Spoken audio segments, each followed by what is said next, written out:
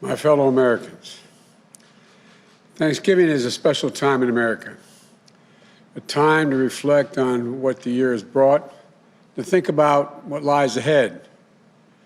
You know, our first National Day of Thanksgiving, authorized by the Continental Congress, took place on December 18th, 1777. It was celebrated by General George Washington and his troops at Gulf Mills on the way to Valley Forge.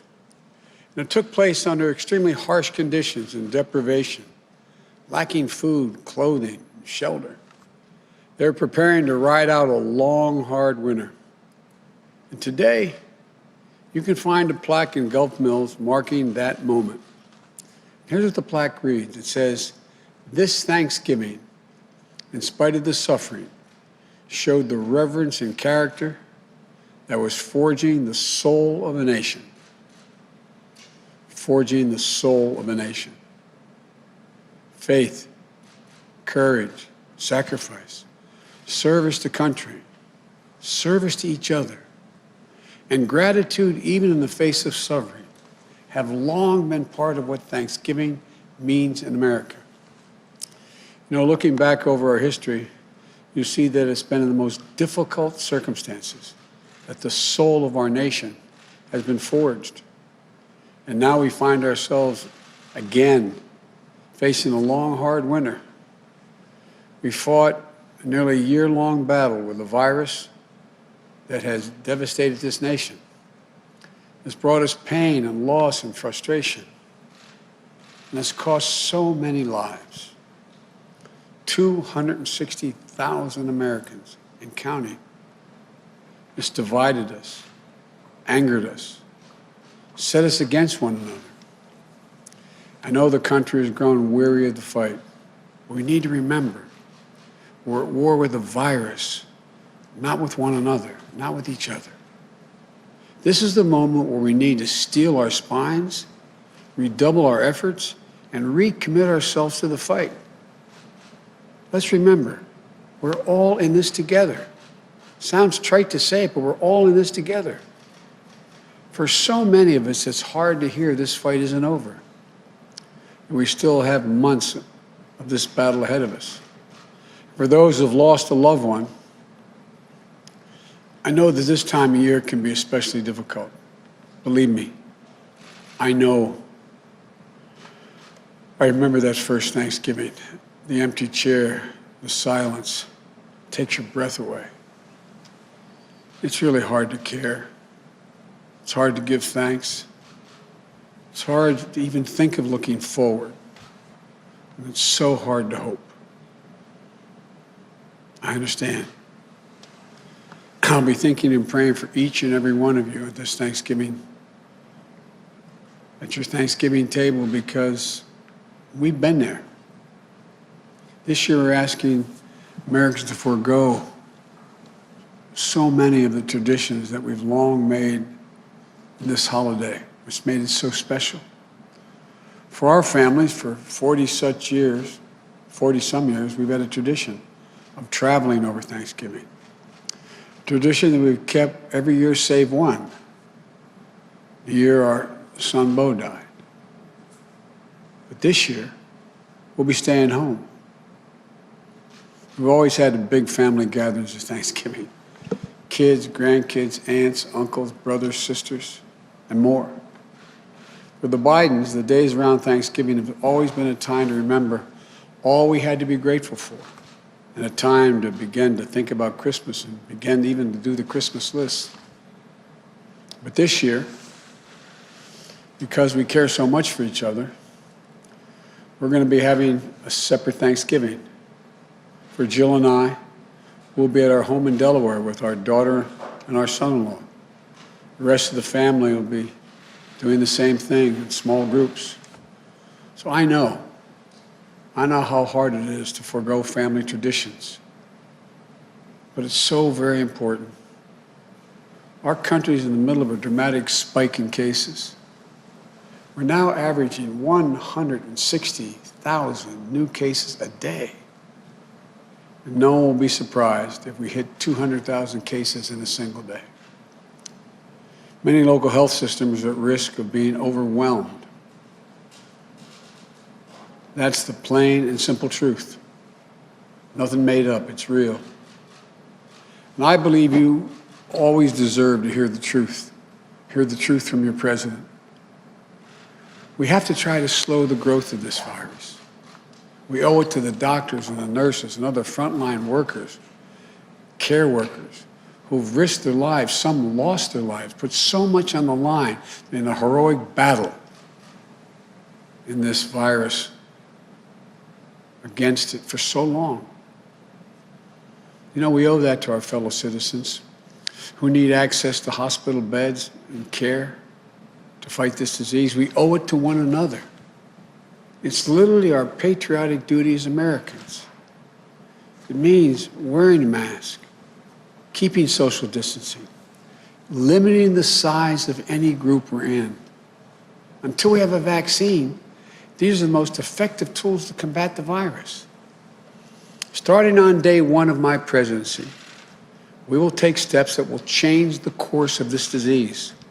More testing will find people with cases and get them away from one another, slowing the number of infections. More protective gear for businesses and our schools to do the same, reducing the number of cases. Clear guidance will get more businesses and more schools open. We all have a role to play in beating this crisis.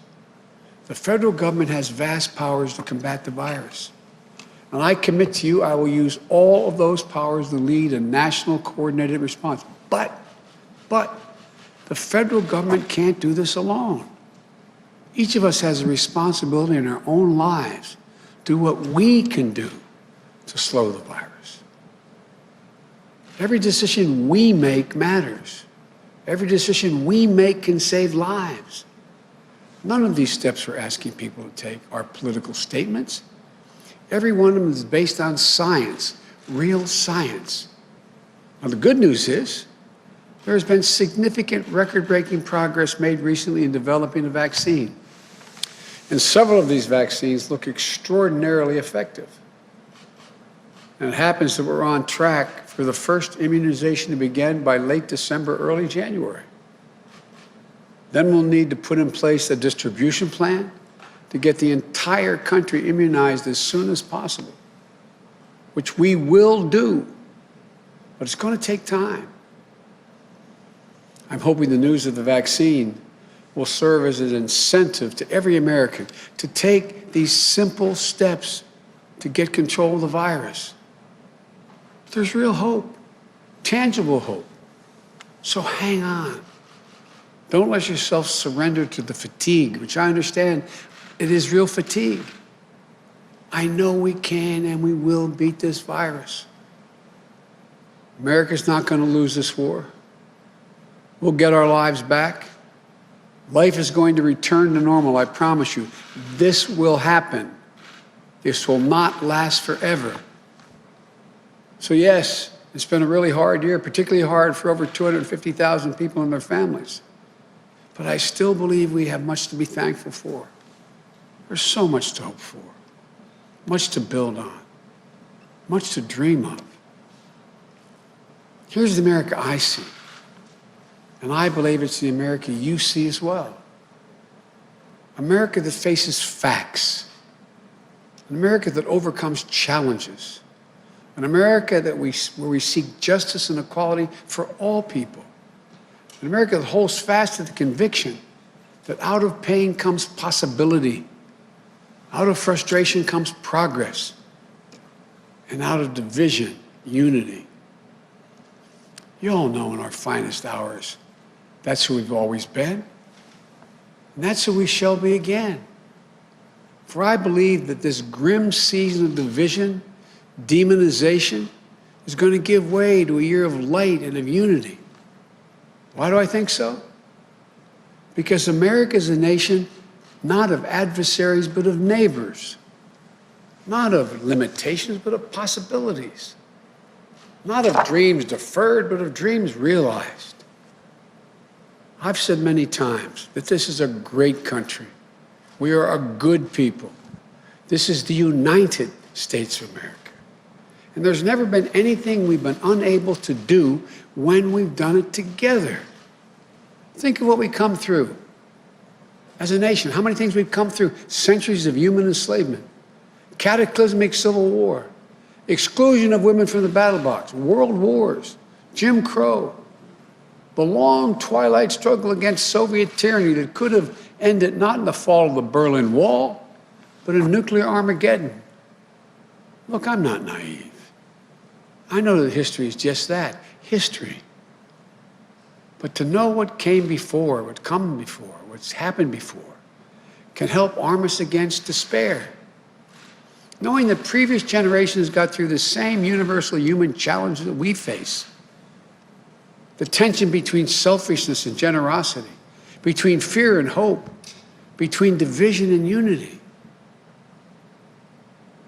And what was it that brought the reality of America into closer alignment with the promise of reality, justice, and prosperity?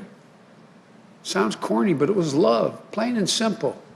Love of country, love of one another. We don't talk much about love in our politics. The political arena is too loud, too angry, too heated. To love our neighbor as ourselves is a radical act. It is what we're called to do. We must try. For only in trying, only in listening, only in seeing ourselves as bound together in what Dr. King called the mutual garment of destiny, can we rise above divisions and truly heal. Look, we all know America's never been perfect, but we've always tried to fulfill the aspiration of the Declaration of Independence, that all people are created equal, created in the image of God. And we've always sought to form a more perfect union. What should we give thanks for this season? Well, first, let's be thankful for democracy itself. In this last election, the one that just took place, we've seen record numbers of Americans exercise their most sacred right, that of the vote, to register their will at the ballot box. Think about that. In the middle of a pandemic, more people voted this year than have ever voted in the history of the United States of America. Over 150 million people cast a ballot. Simply extraordinary. Many of them waiting in line 5, 6, 7, 8 hours to vote. If you want to know what beats deep in the heart of America, it's this: democracy. The right to determine our lives, our government, and our leaders. The right to be heard. Our democracy was tested this year. And what we learned is this: the people of this nation are up to the task. In America, we have full and fair and free elections. And then we honor the results. The people of this nation and the laws of the land won't stand for anything else. Through the vote, the noblest instrument of nonviolent protest ever conceived, we remained anew and were reminded anew that progress is possible, that we the people have the power to change what Jefferson called the course of human events. And with our hearts and our hands and our voices, today we can be better than yesterday. And tomorrow we can be still better than that day. You know, we should be thankful, too, that America is a covenant, an unfolding story. That we have what we need to create prosperity, opportunity, and justice. Americans have grit and generosity, a capacity for greatness, and reservoirs of goodness. We have what it takes. Now we have to act. This is our moment, ours together, to write a newer, bolder, more compassionate chapter in the life of the nation. The work ahead is not going to be easy. It will not be quick. You want solutions, not shouting. reason, not hyperpartisanship, light, not heat. You want us to hear one another again, see one another again, respect one another again. You want Democrats and Republicans and independents to come together and work together. And that, my friends, is what I'm determined to do. Americans dream big. As hard as it may seem this Thanksgiving, we're going to dream big again. Our future is bright. The fact I've never been more optimistic about the future of America than I am right now. I, honest to God, believe the 21st century is going to be an American century. We're going to build an economy that leads the world. We're going to lead the world by the power of our example, not just the example of our power. We're going to lead the world on climate and save this planet. We're going to find cures for cancer and Alzheimer's and diabetes. I promise you. We're going to finally root out systemic racism in this country. And this Thanksgiving, in anticipation of all the Thanksgivings to come, let's dream again. Let's commit ourselves to thinking not only of ourselves, but of others as well. For if we care for one another, if we open our arms rather than brandishing our fist, we can, with the help of God, heal. And if we do, and I'm sure we can proclaim the psalmist, with the psalmist who wrote these following words: "The Lord is my strength and my shield, and with my song I give thanks to him." I give thanks now for you, for the trust you've placed in me. Together, we'll lift our voices in the coming months and years, and our song shall be of lives saved, breaches repaired, a nation made whole again.